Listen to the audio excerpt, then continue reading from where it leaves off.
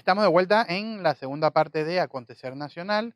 Nos acompaña Reinaldo Achurra, Gracias, Eduardo. especialista en temas tributarios. Reinaldo, Ujú, ya hemos visto un poco generalidades sobre el sistema impositivo panameño, ujú. lo que un empresario debe tomar en cuenta o un profesional en general, y que hay distintos eh, Regímenes. regímenes que aplicarían para cada servicio o cada actividad. Pero entonces tenemos un nuevo código tributario. Tú has Correcto. estado haciendo mucha docencia al respecto. eh, si tuviéramos que explicarle a un ciudadano común o a un empresario que digamos que el tema tributario es para él algo que sabe que tiene que cumplir, pero que a lo mejor no lo ha entendido todavía, ¿qué le pudiéramos decir? Bien, el código tributario está basado en un principio de garantía, garantista. O sea, como todos los códigos, como realmente todos los códigos modernos que se han establecido, el código de procedimiento penal, y igual este código tributario va basado en esa misma idea, en un. Ah, cuando dice que es garantista, es que el Estado, si bien tiene una obligación de recaudar, no es ese Estado, no quisiera usar el término opresor, pero digamos ese Estado Sí, incisivo que va detrás del contribuyente de una sí, sí, forma. exactamente eso es lo que eso es. O sea, le da mayor capacidad al contribuyente de gestionar sus procesos y de alguna manera le permite mayor capacidad al contribuyente a poder llegar a un acuerdo, inclusive con el Estado en un momento dado que tenga alguna situación o algún problema. Por ejemplo, eh, como eso lo conversamos hace un momento, o sea, el régimen de derecho público en panameño es muy coercitivo, le da mucha potestad al Estado. Por eso que decía, yo siempre he dicho, la parte débil en esto es como el tema laboral.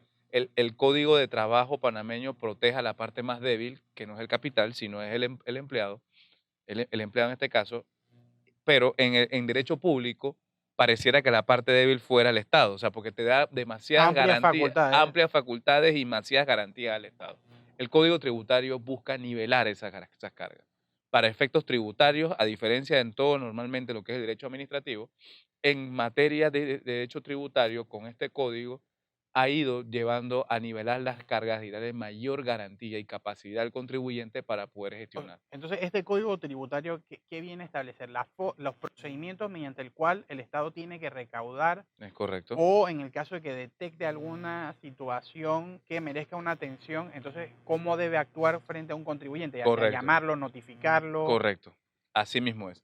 Es un código de procedimiento de actuaciones en materia tributaria que el Estado tiene que cumplir como ente recaudador y como sujeto activo en esta relación para contra el sujeto pasivo, que es el sujeto obligado, que en este caso es el contribuyente, que está obligado a cumplir con todos sus elementos. Entonces, se nivelan las cargas, tanto les da mayor capacidad de accionar y pedir sus derechos de manera clara y eficiente al contribuyente, pero igual manera también le da mayor garantía al contribuyente cuando el Estado interviene en alguna actuación que vaya a realizar. O sea, ejemplo, les voy a dar un ejemplo ahora mismo en materia, por ejemplo, de defraudación fiscal, que es un tema que ahora se está en las noticias porque hay una modificación que van a ser nueva, que básicamente lo que se está dando es la mayor, por recomendaciones del GAFI, mucha presión que tenemos en materia de defraudación, pero aquí el tema se les da el proceso de defraudación fiscal. Antes no estaba regulado de manera clara, se iba a el proceso de defraudación fiscal aduanera. El proceso de defraudación fiscal aduanera es muy coercitivo, eh, le daba amplias facultades para la determinación de la acción, manejaba un funcionario de instrucción, el cual podría ser cualquier funcionario ahí. Inclusive el tema de El la Estado renuncia se de la va. acción penal y la Ajá, posibilidad de pagar en función exacto. del. El Estado se volvía juez y parte, él te investigaba y él mismo te juzgaba. Entonces, esas situaciones te crean un Y, tipo. y diría yo inclusive con la demora correspondiente de la burocracia, porque un Ajá, expediente te podía tomar sí, 8, 6, 5, 7 años fácilmente. Y tenías un proceso abierto por 7 años, imagínense, como por ejemplo una hasta factura con que mercancías te. retenidas y todo eso. Exacto. Entonces, así mismo funcionaba el proceso de deprobación fiscal, partiendo con todos esos elementos. Entonces, ¿qué ocurre? Ahora con el Código Tributario existe un procedimiento claro, expedito, que busca la manera de que el contribuyente tenga mayor capacidad de intervenir en su proceso y garantías de que existan otras entes que intervengan en el análisis de su proceso. Ejemplo, a mí me investigan por un proceso de defraudación fiscal. La DGI tiene un término para poder iniciar el proceso. Una vez que inicia el proceso y termina y emite un concepto y determina que existe una posibilidad de una evasión fiscal, se notifica automáticamente al contribuyente. Una vez notificado el contribuyente tiene un término para poder presentar su descargo, poder presentar toda su información y si no está de O sea, acuerdo, se establece un contradictorio, una exacto, un oportunidad que contradictorio previo. de que el contribuyente conteste, se defienda o Esto no inclusive pues, existe. acepte la... Exacto. Hoy no existía. Hoy había un expediente, se hace una citación, se levantaba una indagatoria. Cuando se terminaba la indagatoria, simplemente nada más te notificaban con el fallo si era absolutorio o era en contra tuya donde te condenaban por defraudación. Así de sencillo era. Ahora, estas instancias en las que de repente tú te tienes que defender, ¿se han creado nuevas instancias? ¿Hay alguna... Siguiendo con el procedimiento tributario, se han creado jueces que todavía no están instalados, se tiene planificación de instalación del otro año, jueces tributarios que van a ver en una instancia intermedia, evaluar los Y procesos hay y las perfiles, por actuaciones de ejemplo, la DGI. para Sí, claro, tienen que ser unos perfiles de unos, como si fueran jueces de circuito, para que tengamos una idea de este tema. Y van, estos jueces, es decir, esto, para entender un poco, esta sí, instancia tiene alguna estabilidad, quien desea aplicar, o van a sí, estar ahí sujetos, o van a estar sujetos a un va una periodo. evaluación, son nombrados por el MES, son jueces administrativos. Ojo, recordemos que en Panamá no existe, como en otros países, una jurisdicción contenciosa administrativa independiente. Como no existe una jurisdicción contenciosa administrativa, lo que se buscó con el código era crear una especie de jurisdicción tributaria independiente, la cual tuviera varias instancias, O donde sea, que tuviera será una etapa previa una antes etapa de previa recurrir a antes de ocurrir a la segunda instancia, que recordemos que la segunda instancia está el Tribunal Administrativo Tributario, tributario. que ya está constituido del año 2010. Entonces, en tema de defraudación, para no irnos con la idea de la defraudación, para mostrar un poquito de ejemplo de ilustración de cómo sería la operación. Una vez que determinas y la administración tributaria tiene indicios reales y claros y que con las pruebas que presentó el contradictorio que tuvo con el contribuyente no le pudo demostrar de que había o no una evasión O sea, fiscal, tiene que haber una convicción, entonces ¿no? existe una convicción, existe una resolución o una propuesta de regularización primero o una vista, digamos una vista o Un una acuerdo. resolución previo que va entonces a ser evaluado por quién, por el Tribunal Administrativo Tributario, previo. Y dependiendo del monto va a determinarse si se queda en la vía jurisdiccional, digo, administrativa, perdón, o se va al Ministerio Público. Pero esta evaluación, ¿quién la realizaría? Este El juzgado, Tribunal Administrativo Tributario. ok. En materia de defraudación fiscal, el Tribunal Administrativo Tributario es el ente que evalúa el expediente como Ok. un juez de Y esta garantía. instancia intermedia entonces no, No, ahí en no materia, tienen esa no, competencia. en materia de defraudación fiscal no. En materia de defraudación fiscal solamente el director emite entonces ya el concepto o la resolución a la cual Como si considera fuera un fiscal. como si fuera un fiscal y va entonces a donde el Tribunal Administrativo Tributario que se designa un juez o un magistrado sustanciador que evalúa el proceso y ese sería como si fuera el juez de garantía y evalúa todos los elementos y él emite entonces un acuerdo o o un documento, una resolución, un acto administrativo. Ese acto administrativo no es vinculato, eh, no es recurrible porque él no define el proceso, sino que simplemente establece como una opinión para determinar si efectivamente se cumplió el proceso, se cumplieron todas las etapas, se cumplieron todos los Como un elementos. saneamiento. Es como un juez de garantía. Y ahí en ese momento entonces se define si existen los elementos de juicio claros para determinar defraudación fiscal. Si es más de 300.000, va al Ministerio Público. Y si es menos de 300.000, se queda entonces O en la sea que vía. tampoco es que es discrecional para este tribunal No, administrativo determinar no, hacia qué lugar va. no. Ya la ley lo Lo establece. que sí hace es verificar si se cumplió con todo este debido proceso. Ajá, exacto. Entonces, esas son instituciones que no existían en nuestra legislación. Como ya hablé del tema de los jueces, hablé del tema del control, porque este es un control de la jurisdiccionalidad de la actuación administrativa. Entonces, esto te crea mayor garantía Y al contribuyente. la persona debe contar con asistencia jurídica, es decir, Sí, claro. Es recomendable, porque esto es un proceso muy técnico, muy especializado y las conductas que determina la evasión fiscal son muy claras. Son muy claras y que tienen que determinarse de manera taxativa en la conducta con respecto al acto que se está evaluando para determinar si realmente el contribuyente es sujeto a una Ahora, posible. y estos $300.000 son acumulativos, Es va en un año año. fiscal excluyendo los recargos e intereses.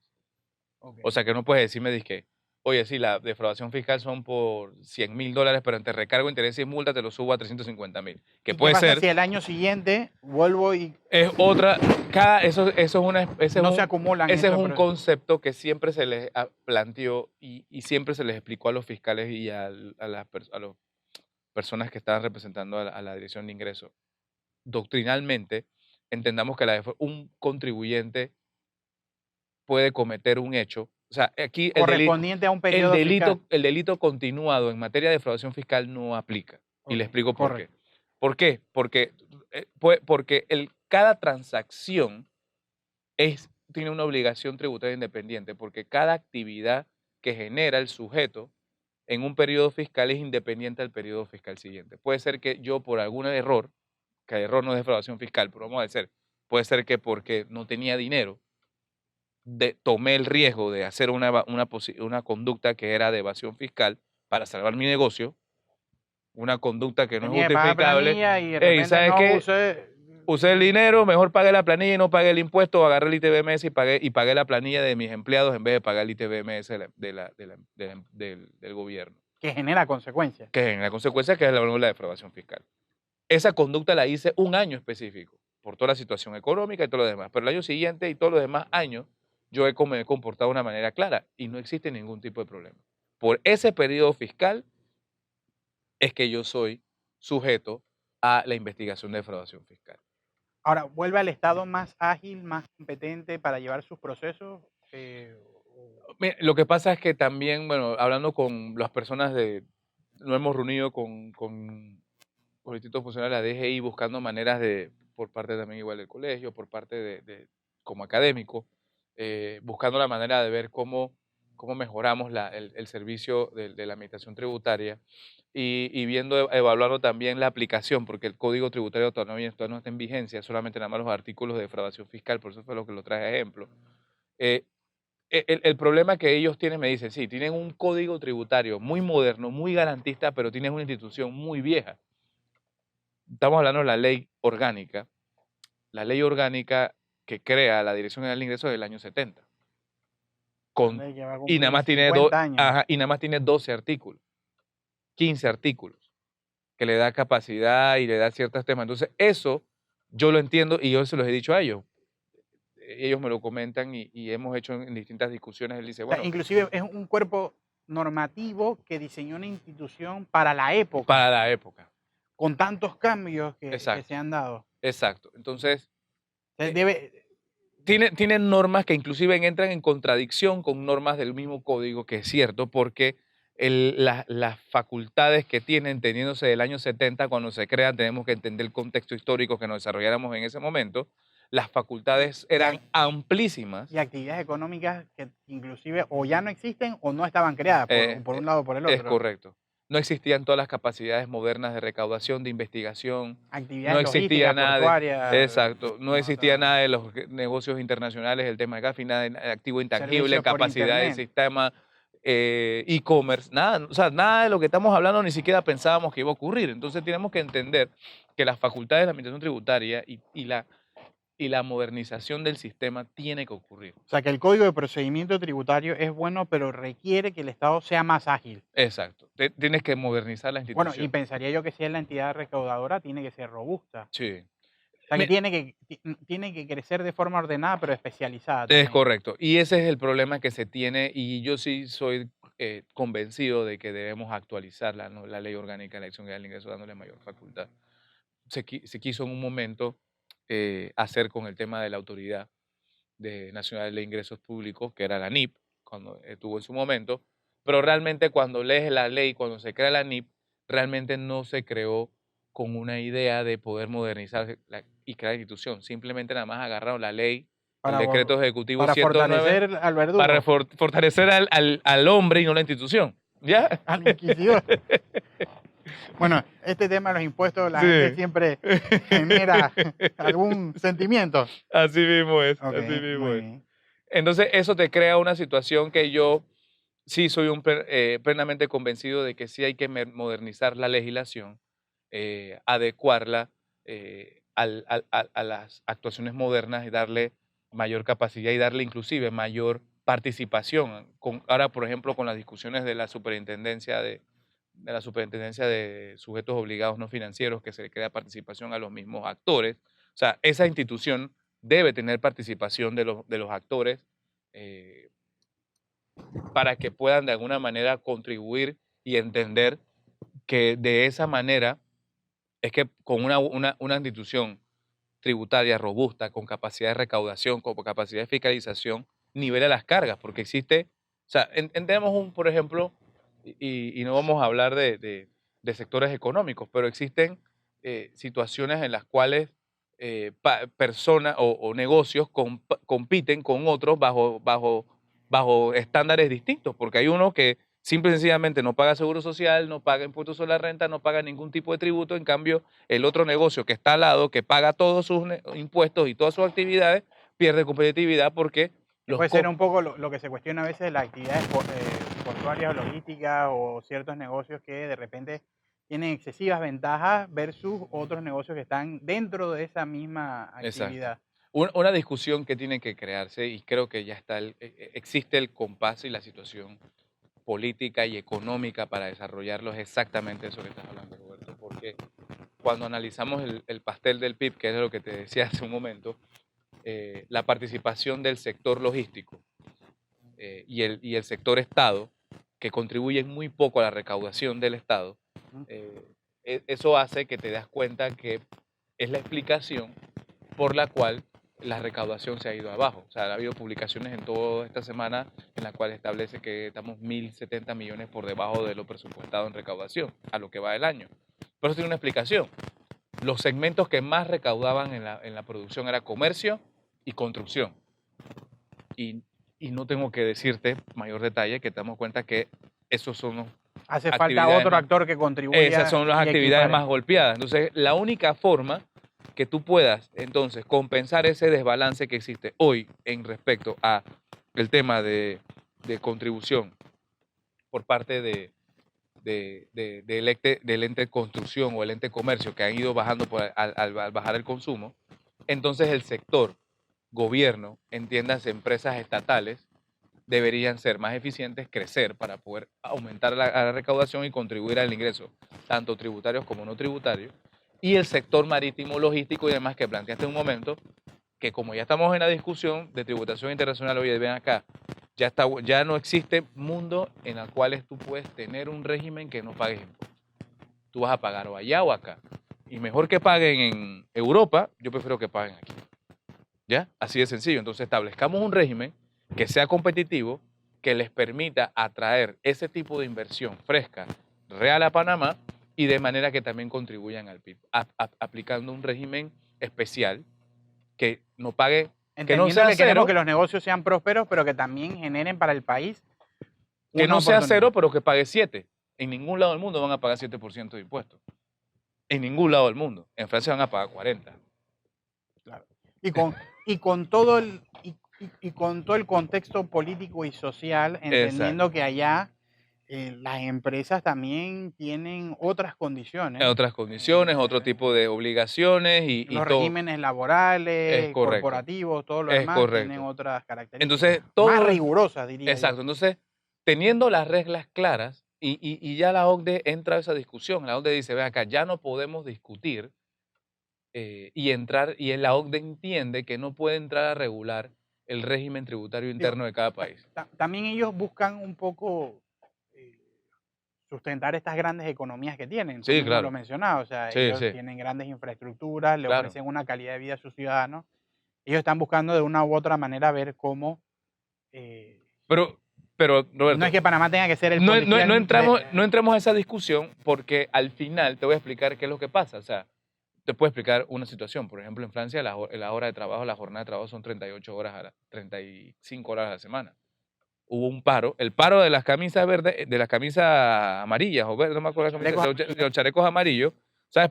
En parte que estaban reclamando, estaban reclamando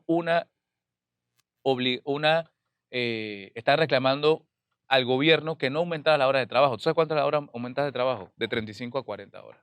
Nosotros trabajamos 48 a la semana. O sea, imagínense, entonces eso es insostenible. El sistema económico de estos países es insostenible. Y no entremos en esa Y al final discusión. ellos tendrán que tomar Ellos sus van a tener decisiones que tomar políticas. decisiones, pero nosotros tenemos que, entendiendo el mundo como está, como hablamos en un momento, entendiendo la situación que está pasando con Estados Unidos, la realidad con China, la realidad de Europa, la O sea, que realidad de estos estados de Inglaterra, bienestar empiezan a autorregularse. ellos van a comenzar a ver cómo distribuyen y cómo establecen sus requerimientos y tienen que ser más eficientes porque el problema que tienen es que ya no son eficientes. Y el único país eficiente es Alemania hasta que lleguen los alemanes y se van a cansar de cargar a Europa. Ese es otro tema. Al final eso es lo que va a pasar.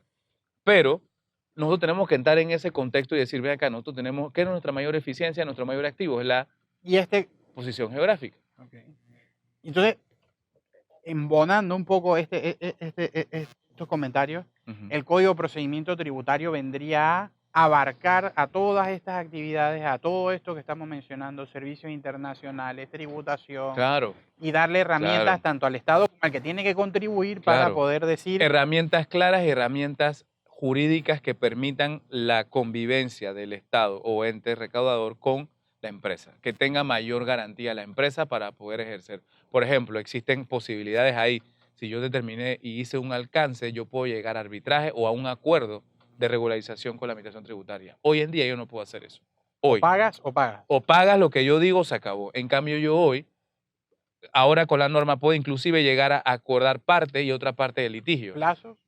Plazo, por eso son los acuerdos. Yo puedo llegar a un acuerdo privado entre el fisco con la empresa para pagar mis obligaciones tributarias si en un momento dado yo consideré o yo cometí un error de no considerar un gasto deducible que no era deducible o aplicar una retención que no, o aplicar una retención que no debía. Ahora, ¿qué poder coercitivo tiene el Estado para obligar a que esta empresa en efecto se siente Muchos los tiene. Ya hablamos el tema de la defraudación, tiene sanciones de 2 a 4 años con la posibilidad de que sea investigada por blanqueo de capitales, así que tiene mucho poder. Y al mismo tiempo, cada título, un estado de cuenta, para que tengas una idea, y aquí los abogados entenderán al un final los poco. bancos también te exigen tener tus cuentas en orden para poder generar operaciones Vamos para allá, financieras sí, vamos para allá. Mira, me preguntaste el poder coercitivo que tiene el Estado. Un estado de cuenta de la DGI se vuelve título ejecutivo basado bajo el procedimiento de ejecución de las garantías hipotecarias y de las garantías hipotecarias del Código Judicial. Imagínate qué tan expedito un estado de que es cuenta un procedimiento mente verdaderamente expedito, ¿ya? Entonces, entendamos esa para que veas la posibilidad que tiene de ejecutarte el Estado en un momento dado por deuda, con un estado de cuenta. Con un estado de cuenta, no estamos hablando de inscripción de deuda ni obligación. O sea, el estado de cuenta de la DGI tiene el mismo peso de una escritura de hipoteca inscrita en el registro público, de prueba. Entendamos el nivel de capacidad que tiene el Estado para ejecutarte su garantía. Entonces, siguiendo con eso, el código va a eso, va a darle, entendiendo esa posibilidad y esa oportunidad que tiene la administración tributaria de poder ejercer todas esas facultades, también a ti te da como contribuyente la posibilidad de tú llegar a acuerdos. En materia tributaria yo siempre le digo a mis contribuyentes, no es negocio no pagar impuestos o no afrontar el problema, ir a acercarte a la administración tributaria, decirle cuál es la situación, negociar con el funcionario, entiéndase negociar en buena lid, en el sentido de decirle, oye, ve acá, mira, yo tengo este problema financiero, yo tengo esta situación, vamos a llegar a un arreglo de pago, estas son las garantías que te puedo dar, vamos a llegar a un acuerdo, vamos a llegar a estas situaciones, te permite la administración tributaria llegar a esas situaciones y ponerte al día, porque perfectamente la administración tributaria tú puedes perder el negocio por los impuestos. O sea, es la primera, tiene las mismas facultades o más que un banco para poder ejecutarte. Con un estado de cuenta, un banco nada más tiene la única facultad de ejecutarte con una garantía hipotecaria, porque los otros tendría que llegar a un proceso ordinario, otro demás. Bueno, acá no. Garantía, un proceso ejecutivo hipotecario es el procedimiento basado con un estado de cuenta de deuda o una resolución. Bueno, ya vemos que el Código de Procedimiento Tributario tiene muchas cosas.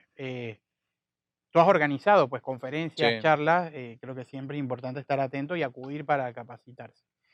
Vamos a continuar entonces en el tercer bloque para hablar un poco ya sobre estos profesionales que se dedican al sector servicio. El Claro. abogado, Claro. contadores, corredores, hay mucha gente que hoy día ha levantado la bandera para decir, alarma, qué es lo que está pasando, qué es lo que me están exigiendo. Vale, Así perfecto. que en el próximo bloque estaremos tratando estos temas.